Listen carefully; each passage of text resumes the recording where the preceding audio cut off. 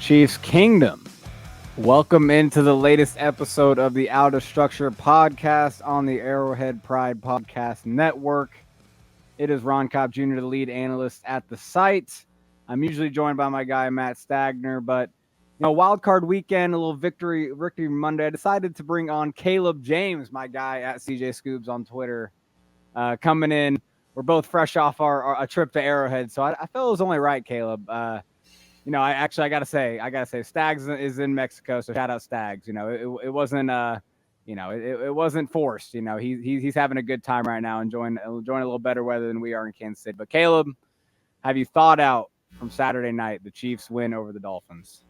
I think I have at this point, but man, it was cold, and I don't think I don't think you could have. I don't think there was such thing as wearing too many layers out there on Saturday night, man. I had on the Carhartts, my bibs. I had on my Chiefs coat from the 1990s. I had on all the layers, the base layers, hats, face mask, anything I could get my hands on, 2 pairs of gloves, hand warmers in my boots. I went all out for it, man. That was that's not only one of the coldest games I've ever been to. I spend a lot of time outdoors. That's just some of the coldest environment I've ever been in general. It's got to be one of the coldest days in the history of Kansas City. And it was nuts out there, though, as far as temperature. Yeah, I think Sunday morning I saw some tweet that KCI, they hit like the coldest wind chill they've had since like the 80s or something in Kansas City. So you're right. I mean, it wasn't just Arrowhead history. It was Kansas City history. Yeah, it was worth it, though. That was the one thing I kept telling the people I was going with, the people that were waffling back and forth whether they wanted to go. It'll be worth it because these Chiefs are going to come out and handle, the Dolphins from Miami, right? Like it was just going to be tough for them to come in and play in this kind of temperature, play in this kind of cold. But, I had a feeling Chiefs were going to come out, and play well. And that was why it was worth, like you said, the hand warmers in the boots was a clutch idea. I did that too. It came in very clutch. No skin exposed if you didn't want to look like Andy Reid with the mustache. I don't know. Hey, I don't know how Andy did that, honestly. Like, that was one of the most impressive things, knowing that he was going the whole game without a face mask, without neck covering. He was just hanging it out there. I don't know. I was kind of worried about him going into this game. Like, I wasn't worried about us. I wasn't worried about the fans. I wasn't worried about Andy, like, just standing on that sideline, just hanging out. And like he was cool. Like, I don't know. That's a man, dude. Andy's a dog. Like, I don't know. That's all I gotta say. He handled it a little bit better than Mike McDaniels did because yeah. he had on the face. He had on the whole ski suit and as warm of clothes as he possibly could. Andy didn't even have gloves on for part of the game. He was just out there with his play sheet trying to make his calls. But I guess that's just kind of the mentality, though, between, you got Andy probably had to pull from the Green Bay days a little bit. He probably had to remember some of those cold games up there in Lambeau when he was the He's got some experience. When he was the OC up there. But yeah. Did you guys do any tailgating though? No. We went pretty much straight in. We got there and went straight in and hung out in the stadium. But I saw some people tailgating. Shout out anyone who made the effort to tailgate, actually hang out, do your regular thing outside. I don't know. Did you do any of that? We tailgated at Char Bar before the game. Went in there, warmed up with a little plate of barbecue, got ready to go. We rolled up at like 5:30, 5:45, and we were walking into the stadium by 6:20. And yes, man, it was just getting in there though, seeing all the people. I was like talking to so many people. They said it was like their first game, so the ticket prices dropped drastically. But just seeing all those people be able to come out for their first playoff game, to see a Mahomes playoff game that they might not have had a chance to go to, that was a pretty cool aspect to going out there to the game this week. Yeah, no, exactly. That's what I was hoping for. And shout out guys like B-Turn on Twitter. He actually ended up sitting next to me in Arrowhead, but he was dishing out seats. The people that weren't willing to go or just had extra seats, because they couldn't sell them, he was dishing them out, and he got a ton of people to Arrowhead for the first time. So shout out B-Turn for sure. Shout out anyone who made it, made the trip, because it was worth it again, right? Because this team went out on the field, won 26-7, pretty much put a whooping on Miami from start to finish, right? Like there was the one Tyreek Hill play, and that was kind of like, oh my gosh, really? Like Tyreek's about to do that, but that was really it, Caleb. Like besides that, like it really was just a butt whooping from start to finish. Like I don't know, how did you feel? What are your initial thoughts from the game after just kind of taking down the Dolphins? And honestly, actually before we even get into that, Caleb, I should say we are sitting here Monday evening. We did just see the Bills beat the Steelers, so maybe we should start with that before we get into the game and kind of preface with we're going to Buffalo. We're the Chiefs are going to Buffalo. The Bills beat the Steelers, so maybe I should ask you that first, kind of what you saw from that game. Like, are we feeling good about heading to Buffalo right now? First road game of the Mahomes era, and the NFL gets the divisional matchup they want. It's going to be another one versus the Chiefs and Bills. Third time they've met in the playoffs since 2020. And man, these games, the Chiefs have gotten the better of them in the playoffs. They've gotten the better of the Chiefs in the regular season this year and last. My thing is, though, the Bills have been in playoff mode for a while, though. They've had to win ever since they came to Arrowhead, and that's what kind of sparked their life. And in some ways, that's kind of why the Chiefs are having to go travel to Buffalo this week instead of maybe being able to play a home game at Arrowhead. But there's no better time than the present for Mahomes to get his first road game out of the way. There's going to be a lot of, pundits saying the Chiefs can't win this week because it's a road game. And I'd go check Mahomes' road splits if we're going to do that. I know it's the playoffs. I know it's going to be a different atmosphere. Looks like it's going to be cold in Buffalo, a little bit dry, but I mean, the Steelers just hung with the Bills. They just hung with them for a little bit. They made some big plays. The Bills have some injury issues the Steelers took advantage of. And really, if it wasn't for some turnovers or some foolishness from the Steelers early in the game, it could have been a tie game headed, into the last minutes of the fourth quarter there. Yeah, no, Buffalo went up 21-0 quickly. But yeah, Pittsburgh got it to 21-10. Got it closer, even than that. And yeah, couldn't pull it off necessarily, but no, definitely an interesting game just because you mentioned it being the third edition of the playoff matchups between these two. It's also the one with the most pressure for Buffalo, honestly. Like you talk about before, the 13-second game, obviously the Bills felt like maybe it was their year that year, and that felt disappointing. But this is 3 years later now, 2 years later. 2 years later. And with what they've had going on this season, where you've had your offensive coordinator get fired mid-season, Sean McDermott's been on the hot seat at times, even though you've had this hot stretch down the stretch of the year. I don't know, man. There's a lot of pressure on Buffalo to win this game, and on the flip side, like as much as the Chiefs have pressure to win at all times, like they're playing with a little bit of house money, just being the defending champs, being the team that can say, look, we've already won this thing twice. Like if it's not our year, it's not our year. Obviously not saying that's going to affect the players' effort, but I think that does factor into the Bills' mentality a little bit, being kind of having that pressure to get it done this year, or they're really in back into a corner, losing 3 playoff games to the Chiefs. I don't know. Is there anything to that you think?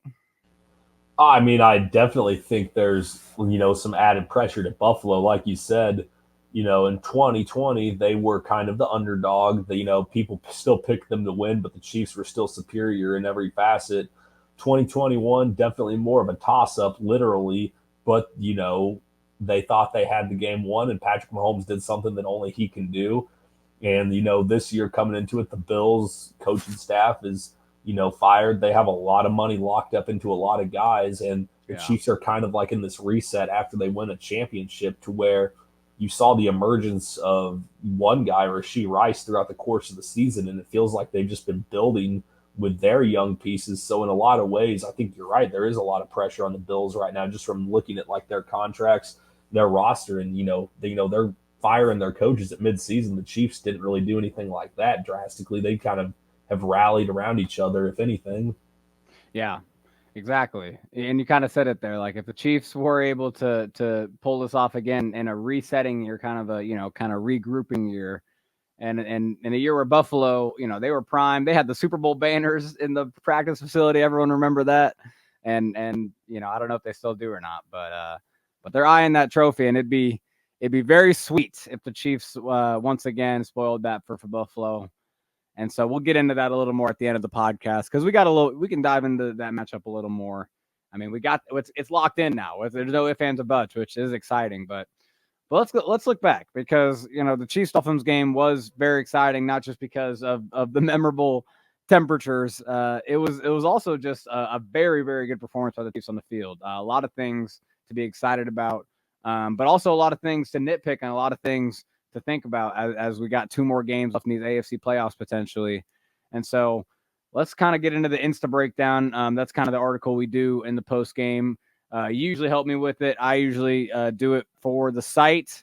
Obviously, this week we were both at the game, so it was a little different. But it's just a way to break down the game, and we'll start on offense because my offensive player of the game when I wrote it up was Rashee Rice, the wide receiver, and he did just have an insane day for a rookie in his first postseason game in this temperatures. He said he's never played in a game that cold. And just being the outlet that he was for Mahomes, constantly making big catches, constantly moving the chains. Rice was my guy. Was the highlight of the day for me. What stood out to you on offense, or was it just Rice kind of stealing the show for you too? Rice definitely stole the show, but I'll go with Trey Smith. And Ooh, yeah.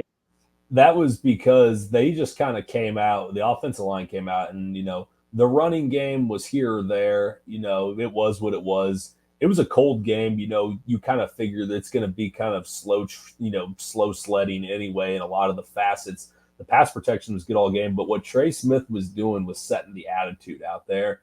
And what I mean by that is he was finishing, some pretty decent defensive line guys for the Dolphins, like Christian Wilkins. He was finishing them. They were getting a lot of movement up front. They were keeping Mahomes clean and letting him scramble all night long. But in between a lot of these plays, the offense is going to go off the field.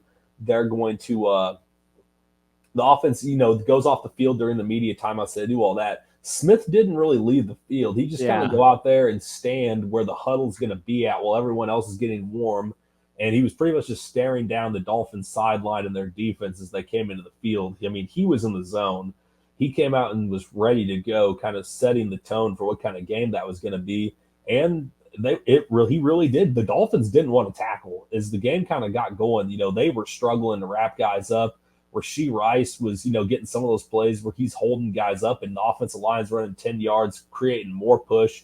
Clyde had that one run where I think he got pushed an extra 5 yards after the contact stood him up. And that was just kind of what kind of game that was. The Chiefs just I thought they just came out and they just kind of out physicaled them from the start in every facet. And I thought a lot of that started with Smith. Yeah, no, Trey Smith definitely deserves a big shout out. Honestly, he could have been offensive player of the game just with how he set the tone right away, like you mentioned. I mean, right off the bat from the opening drive, you saw the run game honestly probably be its most effective on the opening drive. I think they got like 30 something of the 80 yards on that first possession. And you saw right away, actually, I hadn't tweeted it yet, but I'm going to have a clip where on 3 consecutive handoffs, they had 3 different styles of runs. They had a power run, they had a counter run, and then they had the traditional outside zone run. And each run was a successful carry set. And the last one was that pretty big chunk run that set up the touchdown drive or the touchdown on that first drive. And yeah, it started with those inside guys just setting the tone on those down blocks or just washing guys out, because it was Creed too, and it was Joe Tooney, as well. But Trey was really, it was hilarious just seeing him just stand out there, freezing cold by himself. He got no players around him blocking the wind, in those timeouts and those breaks. He's just staring down the Dolphins, looking at him. That was fun to see in the stadium. Trey's a dog, kind of guy you definitely want on your team. But besides the run game, Caleb, it was also the pass protection that was awesome. Really just keeping Mahomes clean for the most part. Really, giving him time to go through his progressions and even when they blitzed, right? Like there was a lot of great blitz pickups. Shout out Clyde. He had a really good one at one point. He just swallowed the guy up. So it really wasn't just the run game. I think the offensive line just balled out, and obviously the Dolphins had some injuries, but yeah, I don't know. Did you feel like Donovan Smith kind of came back strong? Javon Taylor kind of had a pretty good game. How'd you feel about the O-line in general? I was pretty pleased with Donovan Smith's performance. He actually looked like he was rested up quite a bit. Looks like he'd had some time to kind of get his legs back underneath him. I mean, I thought Taylor was fine for the most part. The flags, again, an issue in the Yeah. playoffs as they were an issue in the regular season. That one's a little questionable to me. They call it blocking the back when he's like hitting a guy still around the line of scrimmage. So I thought that was a little bit odd. I thought that Well, could have gone either way. the thing on that one was like there's a defender behind him. I feel like that kind of shoved him and like made him more forcefully block the guy in the back. So yeah, that was an iffy call. I will give him that. Yeah, and to be honest, that call kind of kept the Dolphins in the game a little bit because if the Chiefs had gotten that touchdown with Rice there, they'd have been off and running towards a blowout. Really, I mean, with the whole thing with the offense this week, I mean, yeah, they put up 27. They could have had 38, 40 points. I mean, there was some drops in here and there, some miscommunication down the field with McCole Hardman. Kelsey dropped a few passes too. The Chiefs were smart though. They took the points when they could. I think they were really comfortable with the way their defense was playing. So, they knew they could be a little conservative on offense this week, but it was just a little bit disappointing around the red zone, I thought. Well, yeah, and that's the thing. We'll get into it because that is one of my party pooper segments is how they weren't finishing drives. But the thing is, it was very close to like this just being a complete domination, wall to wall.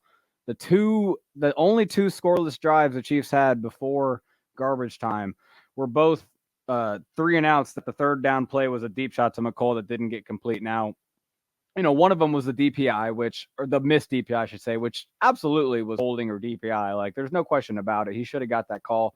Whether or not you can argue McCole should have ran through that route a little harder, maybe tried to sell it more. You can make that argument, absolutely. But one of them, yeah, he just didn't see the ball until it was too late, and he didn't get a good enough track on the ball. If those two plays, become positives because it's either a catch or the flag's drawn, yeah, you're talking about maybe 2 touchdowns, and you're talking about 40-7, just like that, and Mahomes having close to 400 yards, just like that.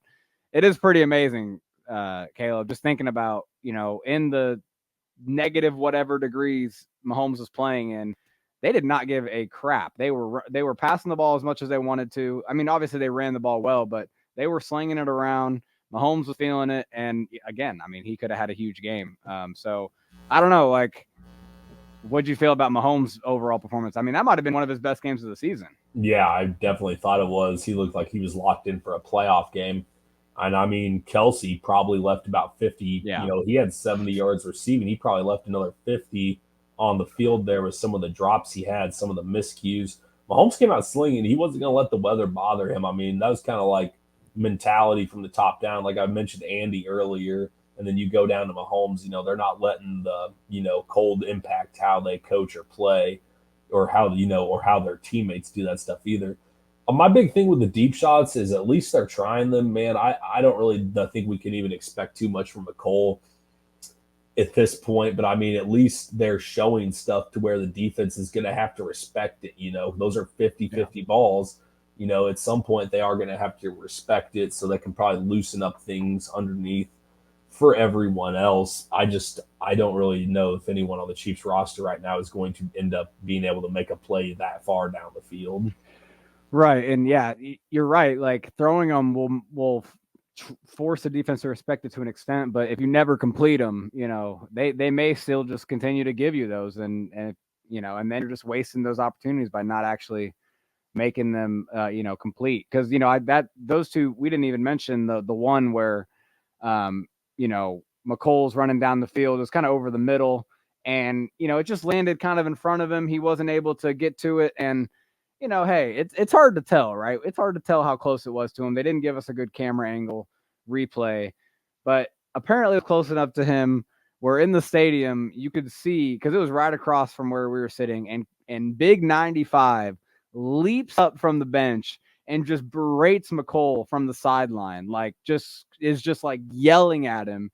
And actually, you can see on the camera on the broadcast angle, you can kind of see. I tweeted this out. You can kind of see McCole like look to the sideline, like hey, like and kind of like put his hand down, telling someone to calm down, maybe because I think Chris was just getting after him that hard for not going after that ball, trying to dive.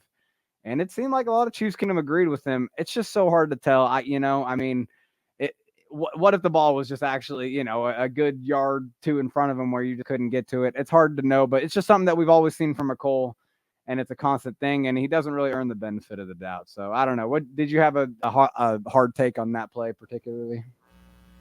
I mean, no, he's never been that guy throughout his career. It's just he's the only guy they have that can actually run that route a little bit, and even then, he doesn't finish the route very well, and the ball could have been off. But like you said, he hasn't earned the benefit of the doubt because we've also seen him, like you said earlier, pull up short, or as soon as he gets held, just throw his hands in the air instead of finishing the route and getting held even harder, like tends to happen in the National Football League.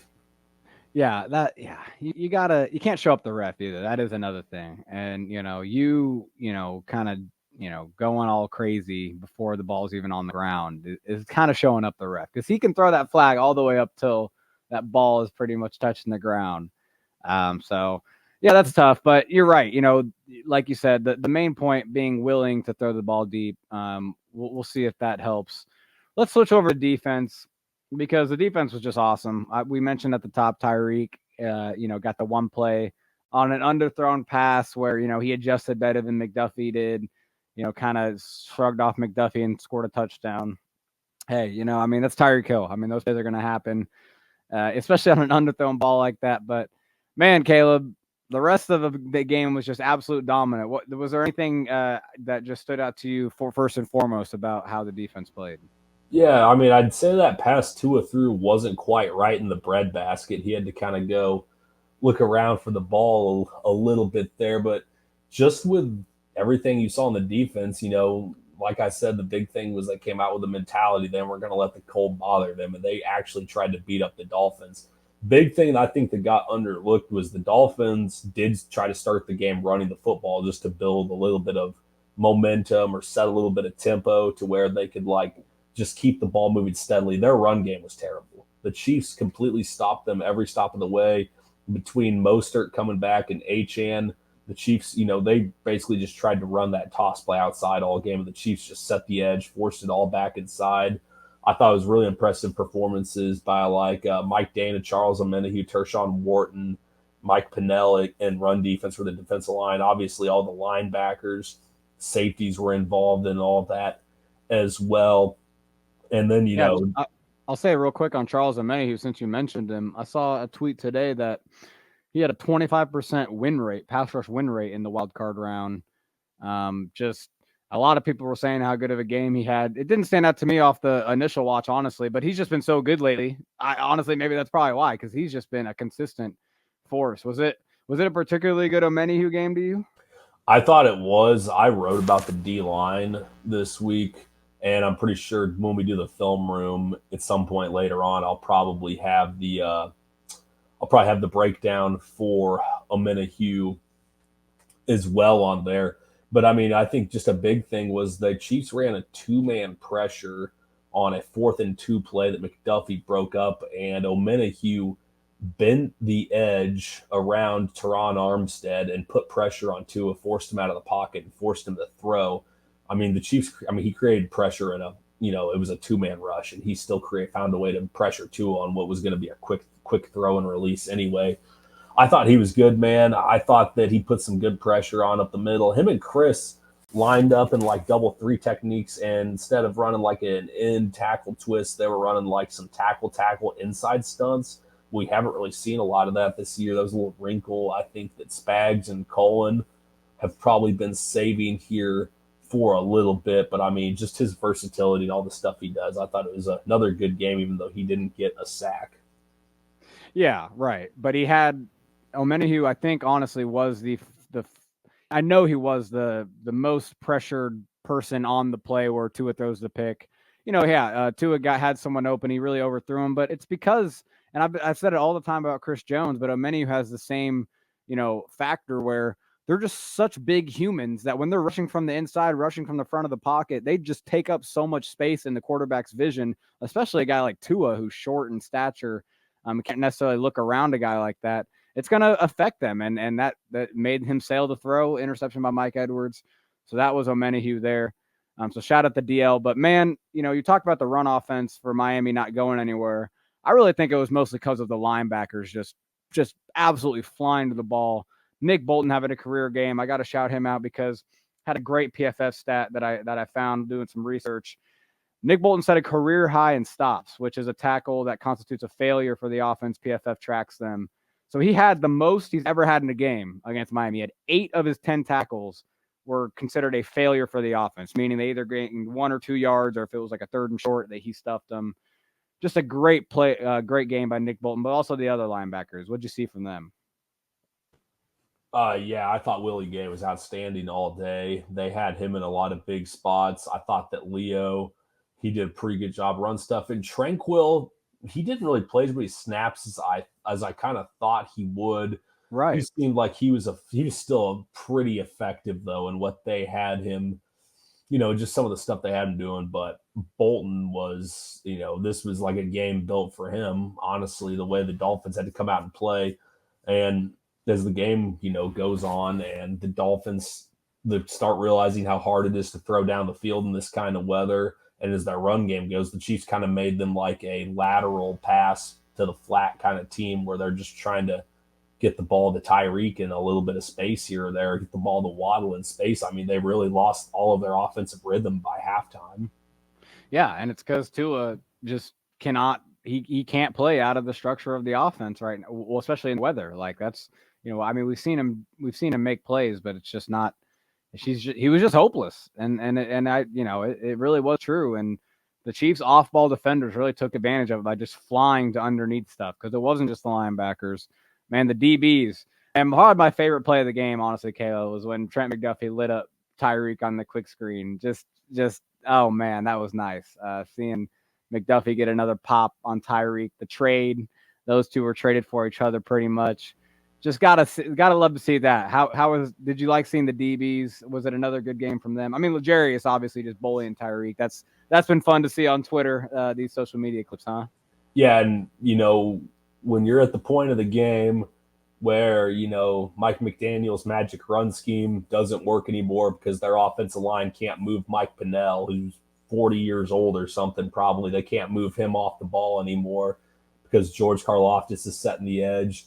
When the magic scheme doesn't work because your deep balls aren't getting anywhere because your little receivers are getting jammed at the line of scrimmage, your bailout is, well, let's just throw the ball to Tyreek in space and let him go to work. And then Trent McDuffie comes in and just lays a lick on that guy. I mean, that's got to be pretty demoralizing for the Dolphins because that was pretty much just, I thought that play just kind of summed up the entire game. It's like, yeah, you guys have Tyreek Hill, but we have a full team. We can take you away. Spags is as good as anyone in the game. We have a really good defensive line, good linebackers. Man, Snead was just out there playing with some attitude. Him and Tyreek probably got into it a little bit some of those years in practice, and he left it all on the field out there, man. He gave him the business. Yeah, no, Snead. Some of the clips, the mic'd up stuff, him talking, him playing confident. That's what it's all about. That's what you want from your cornerback. And it's only going to help him as he goes into the next matchup with another alpha receiver in Stephon Diggs, who he limited very much last time they played against each other. So that's exciting. So, yeah, defense definitely stepped up. Good game for the defense. Another dominant performance. Just another one that kind of, makes you think, can they really do this, ride an elite defense to a Super Bowl championship on the backs of an offense? And I say that, Caleb, because it's party pooper time.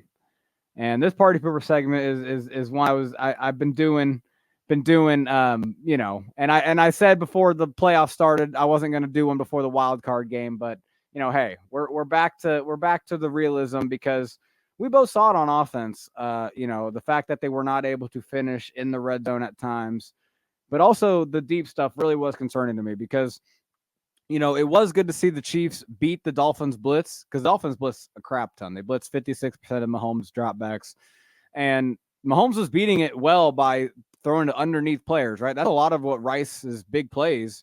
Well, not all of them, but some of them were Rice simply running crossers or just running away from the depth defender that's trying to pick him up.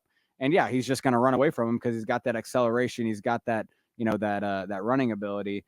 But when they tried to beat the blitz throwing deep, we saw what happened. They were not able to do that. And that's, you got to be able to make teams pay for leaving the deep fields open. You have to make teams pay. And the Chiefs have tried everything, even switching receivers, because, McCole wasn't doing any of this, right? McCole wasn't running deep patterns for us. They made an emphasis to, instead of it being MVS, instead of it being, Justin Watson as much, although Justin Watson was still running deep routes this game, he was just being paid attention to more than McCole. They tried to do it with someone that, just someone else to see if it would work. And it just still did not. So again, the Chiefs did not complete a pass over 20 air yards down the field. That to me is more concerning than what we saw in the red zone, Caleb, because, the thing about not finishing in the red zone is at least you're getting to the red zone. At least you're eating up clock. At least you are maintaining a drive. At least you are gaining yards to the point where you're putting yourself in scoring position. It's a positive right then and there. If they can finish some of these explosive plays that they're missing from outside the red zone, it would make the need to, the red zone stuff matter even less, because they can hit big plays like we haven't seen them do all year. So, the combination of not hitting explosive plays for touchdowns and not finishing in the red zone is a really bad combination, because you got to score touchdowns one way or the other. But I think the fact that they can't hit these explosive plays is a little more concerning, and a little more, and maybe I should put it like this, Caleb. It's something that I think they can correct maybe easier than them getting better in the red zone. Because I don't know, it's hard to see why they're so bad in the red zone, but it's been like this all year. I don't know. What did you think about their how they can't finish in the red zone on Saturday? Yeah, I mean, both issues to me, I mean, they've just been here all season. They're not going to magically go anywhere. Honestly, I just don't think they have the personnel to do anything with the deep balls. So I don't even know if they're going to be able to solve that. I mean, it's a 50-50 ball, and I don't know if that's going to ever favor the Chiefs with it just being McCole Hardman going down there. I just don't think he's physical enough to be able to go up and get make that kind of plays happen. The red zone this year is strange, man. It just seems like they have no identity when they get down there. They seem confused. Like last year, their identity was, we're going to get the ball to Jerick McKinnon. We've got ways to get him the ball in the run game, to pass the ball. And when we're inside the 5, we're going to try to run a little bit. This year, if they get down there, it's just been like it was this week. They run the ball on first down, and then it's going to be 2 passes. One bad snap from Creed definitely derailed the drive there. And, and Mahomes is at the point where I think that he recognizes they do have to be smart and take points, so he's taking fewer chances when they do get down there to the red zone. But the reason I bring that up is, even as good as the defense is playing right now, all the quarterbacks left, I would say, are elite quarterbacks or dynamic quarterbacks. Tua was about the least dynamic quarterback outside of Mason Rudolph that they could have seen in the first round here, just because he doesn't really go out and run too much. He's not going to go out and run. Obviously Flacco in there also, but I mean, Tua is another one of those guys. He's a pocket passer. He ran a little bit this week. They're getting to these dynamic guys to where they're going to be going against some guys that can compete with their defense, that are going to be able to beat some perfectly covered passes, that are going to be able to beat pass rush. It make me feel a little bit better if they were finishing those drives in the end zone, because I just feel like historically when the Chiefs have screwed up in the playoffs in the Mahomes era, it's kind of due to not being able to capitalize when they have the chances to score, or they end up taking field goals when they should be trying to get into the end zone. That's just kind of the way I see it. And I don't even think it should be as hard as they're making it. I mean, I know there's stuff they can do. I mean, mix it up. Maybe if you get down there, throw the ball on first down, run it on second, take something a little bit shorter. I feel like sometimes they just go down there, and if they run the ball one time and then they look to the end zone twice, instead of, maybe even try to play the field position inside the 10. Yeah, no, that's a good point. Because it does seem like play calling is a big part of it, because there's a lot of times where, I mean, there was one drive this game where they got to the 10-yard line. They just ran it twice with Pacheco. All of a sudden it's 3rd and 8 or 7, 3rd and goal, from the 8 or 7. And both runs were just kind of simple runs. And, it's a little easier to run in the red zone from like the 10-yard line, because there's not as much space for the defense to cover. They can play closer to the line of scrimmage. You're not going to have as many opportunities for that explosive play from the 10 or the 8. You kind of got to get closer than that to run in the red zone at times. But it is an interesting conversation, because, with the way the Chiefs team is playing right now, I hinted at this going into the postseason that, there's a chance, because that Bengals game, it was the same thing, right? That they were not finishing drives in the red zone. And part of that was Mahomes not forcing things. And there was a great stat to kind of illustrate that from Saturday. PFF had Mahomes with seven on Saturday. He threw the ball away 7 times. That was a season high. His second highest mark this year was 4. And a lot of those, not all of them, but some of those throwaways came in the red zone. And I think that does play into the fact that, he doesn't want to accidentally, force an interception or force, a tight window throw where, maybe a receiver is more confident in is going to grab it, but, maybe that, he's not confident the receiver is going to be able to catch it before it gets tipped up or something. All that to say, there is something to that, playing to your strengths of your team, playing complementary football. But like you just mentioned with the quarterbacks coming up, man, you're not going to be only holding, teams to 7 points, 10 points like you did on Saturday. And so I think one way or the other, they got to finish more drives. And I think, the red zone would be nice, but hey, at least those end in field goals, if they can turn those 3 and outs that end in missed big shots, missed deep shots into big plays, that'd be nice too. So let's see if they can do that with Justin Watson, maybe getting him loose because he's a dependable receiver down the field. But you're right, the personnel is just hard to overcome at this point. We've been talking about it all year, Caleb. So it's something that we've known and we're seeing if they can overcome. So all right, let's get to the break. Before we do that, it is time for everyone's favorite little game here. Shout outs, the crossover grid NFL, or the immaculate grid. Old school game at this point, but all right. I am a player on the Chiefs and Bills, Caleb. You're going to have to guess who I am, and so I'll give you a few hints. I am someone that is a current NFL player, and I was originally drafted by the Chiefs, and then I moved to Buffalo after the Chiefs did not re-sign me after my rookie deal. And, I'm currently a starter in Buffalo. That's all I'm going to give you. You gotta let me know who that is. We will see if you know the answer on the other side. All right, we are back here on the AP Out of Structure podcast. Appreciate you joining us. Appreciate you listening. I left Caleb with some hints. He's a first-time player of this game. I've stumped Stags a few times this year, but Stags does get on me sometimes for being a little too easy, Caleb. Was I a little too easy with the hints on this one? I thought you might have been, especially for the kind of film and whatnot I like to break down for the site and the college team that I'm a fan of. Yeah, I know that's the only thing I wasn't gonna say is that would have been too big of a hint, right? To say MIZ. So, yeah. So who was it? Mitch Morse. Yes, sir. Center for the Bills. A forgotten man in Chiefs Kingdom, I think. I think people kind of, non-Missouri fans, I should say. I think people kind of forget that Mitch Morse was a very solid part of the first 4 years of the Chiefs. Or not first 4 years of the Chiefs, but his first 4 years here. His first 4 years in his NFL career. Shout out Mitch Morse. Not Sunday, though, because we are coming to Buffalo to beat the Bills. But before we get into that, let's quickly answer some questions from the people on Twitter. Shout out everyone who left a question. Mostly off-season questions, Caleb, so it'll be interesting to kind of, refocus for a second. @WalkerDavid32 on Twitter asked, regardless of winning the Super Bowl this year, are the Chiefs likely to have a high turnover of playing staff this summer? Basically just saying, Snead, Chris Jones, Clyde are out of contract. MVS and Jawan Taylor are not really working out. I want to kind of focus in on the last part of it because we do have some other questions pertaining to the other two. But in terms of MVS and Jawan Taylor, guys that are under contract, coming up, past this year, but people can make an argument about their performance so far. I don't know. How do you feel about the potential of like Jawan Taylor? Like, do you think he can get better and perform up to his contract to this point?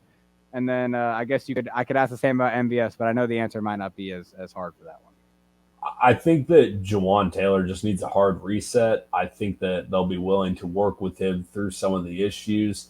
I think that some of the stuff with him caught the Chiefs off guard just because like his issue early on, with the false starts and like some of the penalties, it wasn't something that was like greatly publicized. And then it became like the biggest thing in the NFL for a couple of weeks.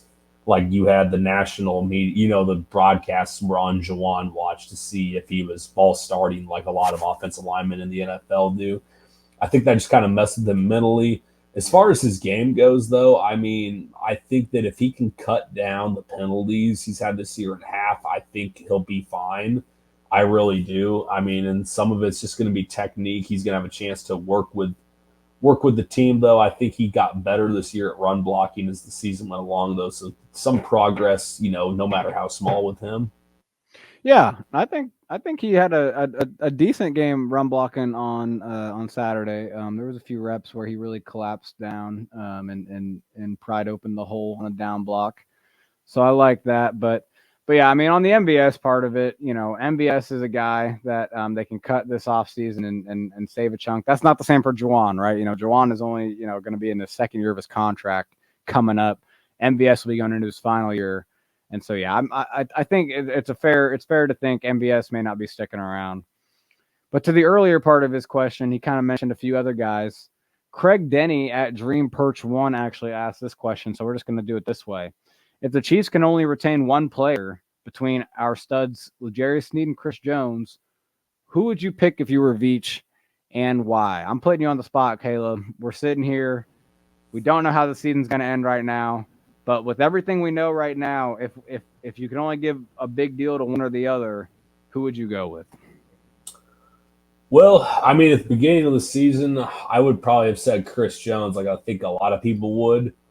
But with you starting to see Omenahue and Karloftis start to come out, and you're starting to build confidence in the culture that they've kind of built in that defensive line room, I would say that, the more cost effective option would be to keep Snead around. And then, you're obviously losing your game changer. They'd have to have Karloftis and Omena who would have to play a lot bigger, but you're also retaining, possibly the best cornerback duo in the NFL. And you're bringing back one of the best secondaries overall in the NFL. And I mean, when you see the kind of games Snead has had this year, that stuff's rare. The fact that, they had a guy like Deron Bland who just got cooked yesterday. I mean, cooked yesterday by the Green Bay Packers, who we were telling everyone really wasn't that bad of a football team after they beat the Chiefs in Lambeau. But, nevertheless, I mean, Snead was just dominant. He has been against all these guys. You go down the list of receivers he's gone against. Chris Jones is still the main catalyst for the defense. The Dolphins were still sliding towards him.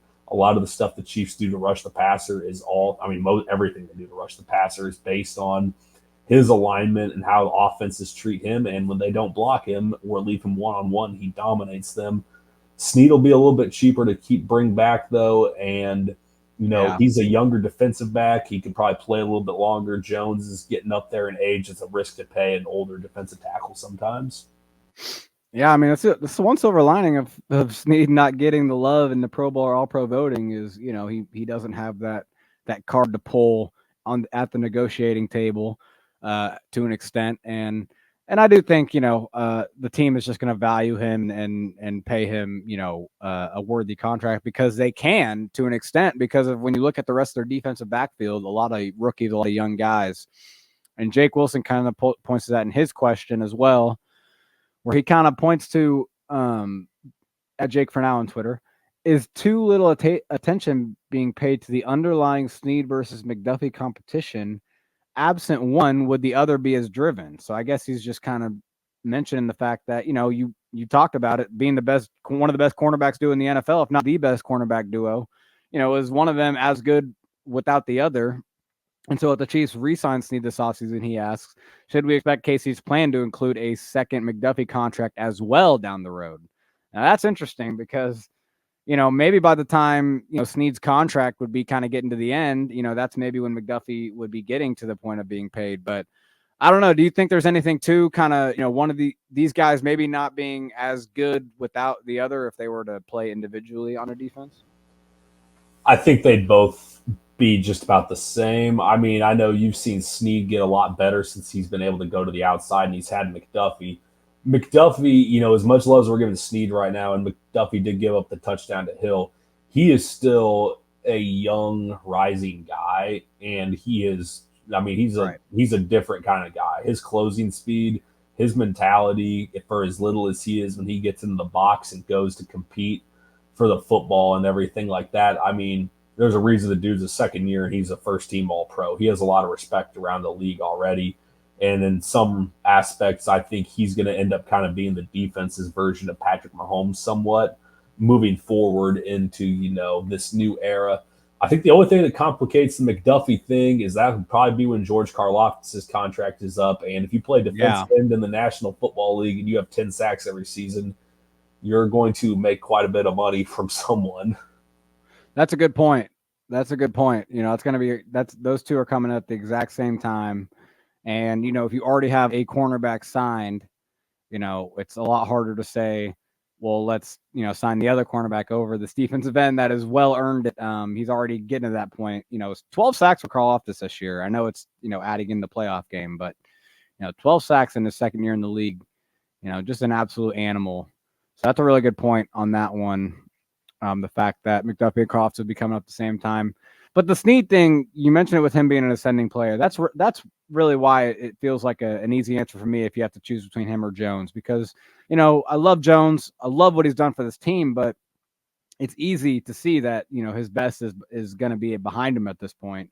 While Snead, there's a case to be made that, he still has, he could just be entering his prime and have, this really peak prime that you're paying for. With a lot of players, you're kind of paying for things they've already done. With Snead, you could be paying kind of for what he could do for you in the future. So I think that's a good call there. I think I'd agree with you. But one more question from Craig Denny, another one from him, Dream Perch 1. So you actually mentioned this earlier with Jerick McKinnon. He says, with no Jerick McKinnon to employ inside the 10-yard line, how do we get more touchdowns and less field goals next game and beyond? And just throws in, given Jets' age and having to save him for late in the season, do the Chiefs move on in the offseason and find a more durable, usable guy? So, yeah, we kind of talked about, the red zone. They need to score more, right? We know that. But yeah, I mean, would Jerick be that much of a help? Like, do you think Jet is really that key and being that much of a difference maker? A lot of the times when he scored last year, it was just kind of some of those leak outs, or they ran like some of that one back power late in the season with him. They did like some more fun stuff to get him in the end zone. I think, at this point, you got to be trying to come up with every package you can for the backup tight ends to just get someone open. I would, I don't know what the deal is with Nick Allegretti in his hands, but maybe getting a little offensive line pass going or something, or they've been going with the Wildcat. They've scored a couple of times the last few weeks with Pacheco as the Wildcat back, just lining up and powering it down. I mean, they're trying the best they can out there. It's just I don't really think it's a clear-cut answer because we haven't really seen any consistency. To the second part of the question, though, I think what the team needs, they need basically a second starting running back. Because as much as we all love Pacheco and what he does, that he's perfect for running in negative degree temperatures. Because when you get hit by that guy, you don't want to tackle him for 60 minutes. But when it's because he plays like that. If they were to lose Pacheco right now, you got Clyde, and then it gets a little shady after that. You got LaMichael Pirine, and Deneric Prince, and the running back room isn't really that great. I think it's worth investing in another. I'm not saying a guy that can start over Pacheco. I'm saying another starting caliber back. You basically need two of them in the NFL nowadays, and especially for the kind of offense the Chiefs run. 100%. Yeah, it'd be nice for them to get a younger version of McKinnon. And honestly, it's kind of a nice free agency class, for those kind of guys. To an extent. I mean, a guy like Antonio Gibson from Washington is available. He's kind of that receiving back, that pass down back. He was a receiver in college, can make some big plays. Rashad Penny is still, young. He's available as a free agent this year. Devin Singletary has been doing well in Houston. Zach Moss has been doing well with the Colts. Guys like that are just kind of that mid-tier back, because there's a lot of top-tier backs in free agency this year that could drive the price down of some of these mid-tier backs that could be kind of cheap, nice auxiliary options. But the draft is where it'd be kind of be nice for them to go, right? I mean, it feels like getting a day 3 back, maybe an early day 3 back, and kind of getting the right guy would be nice. What do you think, draft or free agency? What would you lean towards for that position? I think they could be active in both, to be honest. I mean, you could go with another day 3 kind of Pacheco guy and pick up a mid-tier free agent back who would come in and be like, really good for what the Chiefs want to do. I just think they need someone that can create a little more explosion out of the backfield. I think that, Pacheco, he has burst and he has those big runs, but just the way he runs all year, I think it's kind of slowed him down a little bit as the season's gone on. I think they could, really benefit from having, more of a speedy back in there sometimes, more of a cutter, not just a battering ram.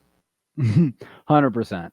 Yeah, no, Thunder and Lightning, it'd be cool to see them buy into that with Pacheco being the Thunder, obviously, and having even though he can hit those big plays, right? Pacheco's kind of the workhorse back that can also pop one if you give him the room. So, and that's what the Chiefs are going for is explosive backs. I mean, since the Clyde, I think you've seen that. Deneric Prince, is also a guy that was bigger, kind of has some speed to him. We just haven't really seen it yet.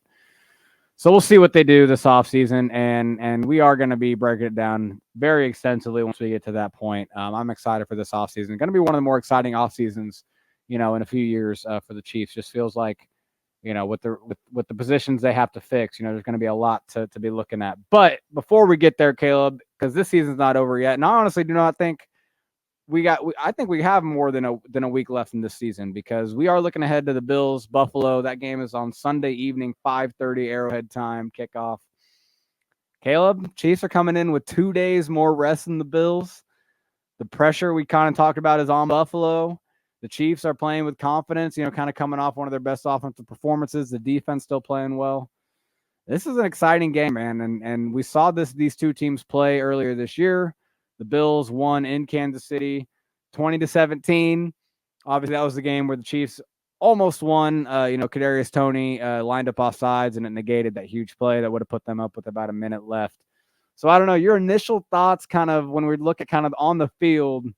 When you look at this matchup, the Bills have a lot of defensive injuries, kind of similar to Miami. So maybe we can start on the Bills' offensive side.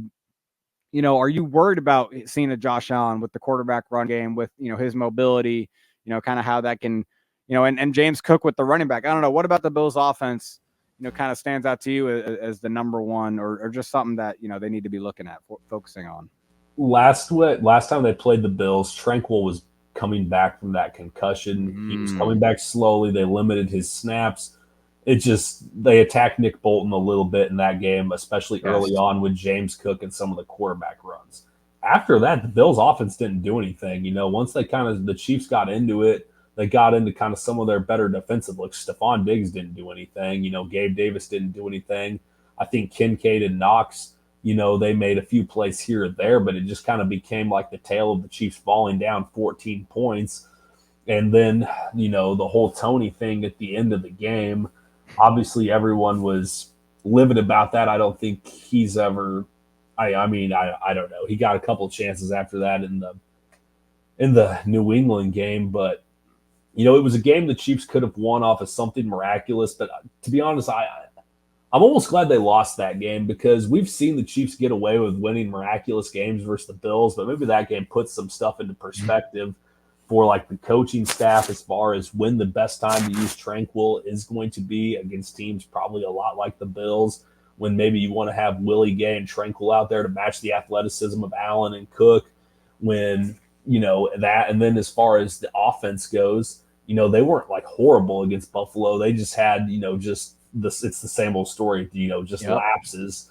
But like you said, there's a lot of pressure on the Bills right now. Really, the Bills and the Ravens, they have immense amounts of pressure because they know, the Chiefs offense is down right now, but it won't be that way for long. There's those two teams in particular, this is their best chance to go get a Lombardi. And if, the Bills throw this chance away and the Chiefs reload on offense again this next season, they'll be kicking themselves for a long time because this is kind of the year they had a chance. There's a lot of things about this Bills matchup that is different from the first one, right? You're talking about Wanye Morris was making his first career start the last time these two teams played. They have Donovan Smith back. We don't know for sure if that's, if Donovan Smith's fully back to it, but he did look good, like you kind of mentioned. Again, the Dolphins edge rushers were depleted, but it's not like Buffalo has that, much of an impressive edge rushing group either, honestly. Von Miller's been a healthy scratch in recent games for them, has not been someone impressive for them. Isaiah Pacheco did not play last time these two teams met up. He was injured in that Packers game, and Clyde had to take the bulk of the carries in this game. Yeah, there's a few differences, and the other thing too is the Bills defense. We've kind of touched on the injuries to an extent, but let's be detailed with this because it is wild. So I'll read this tweet showing the Dolphins injuries, or excuse me, the Bills injuries, because it was a lot, and now I can't find it, of course. But they had 4 injuries in the game against the Steelers on Monday. 4 defensive injuries, 2 linebackers, their slot cornerback, Taron Johnson, and they already had injuries on their defense. Their whole back 7, their cornerbacks, their safeties, and linebackers, very, very banged up. And so you're talking about those positions are the ones that the Chiefs can take advantage of with routes, with misdirection, with kind of, fooling them, with Kelsey, faking a crosser, then sitting, like he did at times against Miami, faking their backup linebackers or messing with their backup linebackers. It really does set up for the Chiefs offense to have another day where they can get into a rhythm and kind of do what they want to do. Just because, similar to Miami, Buffalo's not going to have playmakers in the back end. It doesn't seem like, at least. Micah Hyde's still playing, but he's banged up even. So, yeah, it's going to be tough for Buffalo. I don't know. I feel like the Chiefs have a pretty strong advantage sitting here. And if you're Buffalo and you just saw the game that Rashee Rice had, but you know what Travis Kelce does to you every time you see him in the playoffs or in the past, it's like, you're thinking right now, you're like, man, we are on a short week right now. And we just saw Rashee Rice play the best game any receivers played all season for the Chiefs, and he looks like the real deal right now. That's going to create an issue for them at some point, I think, because Kelsey's killed them in the past. Every time they pretty much have played them outside of, and even this most recent game, Kelsey still was fine. But now they've got this added threat of Rice in there somewhere, and we know, that the middle of their defense is beat up. It could be Slant City in the middle there with him also, though, at some point. So, be interesting to see what happens. No, exactly. No, I think you're going to see them toy with those linebackers. Yeah, with stuff over the middle, jet sweeps, toss plays, faking those. Rollouts, but then pivoting back against and fired it back across against the middle. Yeah, I think the Chiefs are set up on offense at least. But to finish off, we'll finish off on the Chiefs defense because I really do think if this team is going to go all the way, it's going to take this defense playing at an elite level. The entire run, and they will have to do that to an extent this game just because. The Bills' offense, is good and is explosive. They can. Josh Allen had a freaking 52-yard touchdown run, today where he basically just ostriched his way, down the field and through defenders. Could have had some better tackling effort, but dude, that dude's Cam Newton in the open field, so I know it's tough to tackle him. So all that to say is, I think a big key for the Chiefs is their pass rush, obviously, but I really think the more important thing is their back end, their back 7, rallying to the ball, not letting, big, Khalil Shakur, that touchdown they just had. The Bills tonight to really put them up. It was a missed tackle by Minkah Fitzpatrick. He takes advantage, takes it the rest of the way. Chiefs only had 2 missed tackles against the Dolphins. Dolphins had 11. I think the Chiefs defense is playing fundamentally focused right now. All that. I'm confident that they're going to be able to kind of shut down the Bills to enough, right? Because I think Stephon Diggs, versus L'Jarius Sneed. That's a good matchup. Sneed's playing confident. If you take that away, Gabe Davis is hurt right now. You have a good plan for James Cook, a better one than you had, at the start of the game last time. And even then, just 32 is going to be playing better than he did out the gate that first game back from injury last time we saw these two teams together. So I don't know. Are you confident in the Chiefs defense versus the Bills offense? Because I actually am. Like, I feel like they've seen these two teams enough. Like, I think the Chiefs defense is set up well too. I do, and I think the team that forces the most turnovers is going to win this week. It's been kind of the tell of the Chiefs season. It's been the tell of the Bills season. I think we're going to figure it out. I kind of think it's going to be time we saw a Trent McDuffie interception. And I don't know about you. He's explosively fast. We never really get to see him run with the ball in the open field. I just get a feeling this might be the week we get to see maybe Allen just tries to force the ball somewhere he shouldn't, and we get to see McDuffie go get an actual interception in a big time moment and maybe take it back for a touchdown. So we'll have to see. That's a good call, honestly, because Snead's going to be covering up Diggs, have some safety help depending on the pass situation. They really do trust McDuffie singled up on another guy, and Shakir's been making plays for him, right? So Josh Allen's going to trust Khalil Shakir to shake McDuffie. He's not going to. McDuffie picks it off. Ooh, I like that. I like that because Josh is going to be playing again with that pressure. Like if maybe this is what I should be saying instead of the Bills feeling all this pressure. I think Josh Allen is feeling that pressure to win this game. Really, has an entire city, needing to get back to a championship. I don't know. I think Josh Allen's going to be playing with a lot of weight on his shoulders, and it's going to be good and a bad thing. And the Chiefs just need to take advantage of the times that's a bad thing, like you're saying, when he forces a throw or when he tries to extend a play and they can come up with a strip. That's going to be key. I like that as kind of our final touching point there. Is that's the key. Maybe forcing a few turnovers of Josh Allen and taking advantage of there. But is there any final points you want to touch on before we get out of here? Chiefs Bills again Sunday evening, primetime matchup. Man, I think this is probably the best the best AFC matchup you can ask for with the history these two teams have, the stakes, it being in Buffalo finally. I think people are tired of it being an Arrowhead. I don't know about. I'm not tired of it being an Arrowhead. But yeah, any final touches on this big matchup? Yeah, they're going to be. I mean, Buffalo's going to be fired up. They're going to be ready for this one, but the Chiefs are going to come in. I think they're going to be composed and ready to go. They know what they are. They know what they're good at, and like you said, man, they might just be able to go out there and let it fly, see what happens. Just let the chips fall. Yes, sir. Yeah, no, that's the thing. To extend the gambling talk, people are playing with house money a little bit in terms of a franchise. The Bills are not. The Bills want to get back. The Chiefs have been there, done that, but you don't want to have that mentality going in because you'd love to spoil their season just as much as you'd love to, want to win yours. So shout out the Chiefs. Let's do it this weekend. Get to the AFC Championship for what would be is it 6th consecutive season? Would it be 7th? I don't even know. 2018, 2019, 20, 21, 22, 23. It'd be 6. So Chiefs are looking for their 6th consecutive AFC championship. Appreciate y'all listening. Appreciate y'all joining. Make sure you check out the AP Film Room on YouTube. We'll be breaking down the X's and O's from Chiefs on their latest win against the Dolphins coming up this week. Both of us will be having stuff leading up to the game, previewing that in the big matchup. And so until the next time we talk to y'all, go Chiefs.